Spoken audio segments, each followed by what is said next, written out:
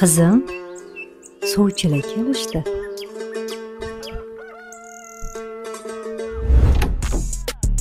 Qizim, sovchilar keldi.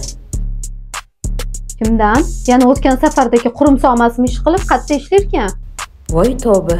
Oldin bizga sovchilar keldi deysa, uyalib ketardik. Hozirgilar uyat nimaligini bilishmaydi. Ko'zga loq qarab, qatta ishlashini surishtiradi. Mahalladan suv olib o'tib yurganingizda sizni doim kuzatib yurardim. Mana endi sovchilarimni jo'natdim. To'yimizni tezroq qilish uchun uy ham solib qo'yganman. Shunga ko'nglingizni bilmoqchi edim. Nima deysiz? Ota-onam nima deyishsa, shu.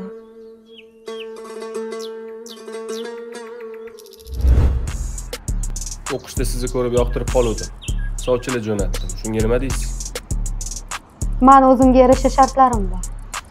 Yo'q, kasbingizga qarshilik qilmayman. O'qishingizni davom ettiraverasiz. Faqat kontraktingizni o'zingiz to'laysiz. Nima o'tgan zamondanmisiz? Buni shundoq ham bo'ladi.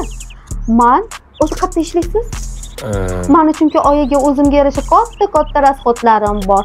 Fitnessga boraman, plavaniyaga boraman, kosmetologga boraman. Yuzimga eng qimmatli, sifatli kosmetikalar ishlatishim shart. Keyin men faqat правильный питаниyadan ovqatlanaman. Tanaga qarashim kerak-ku, keyin men zalga chiqaman.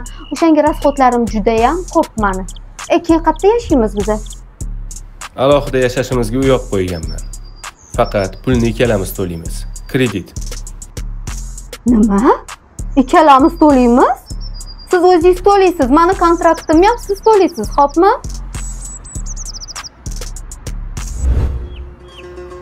Butunlozlik. Mahrga olarsiz. Rahmat.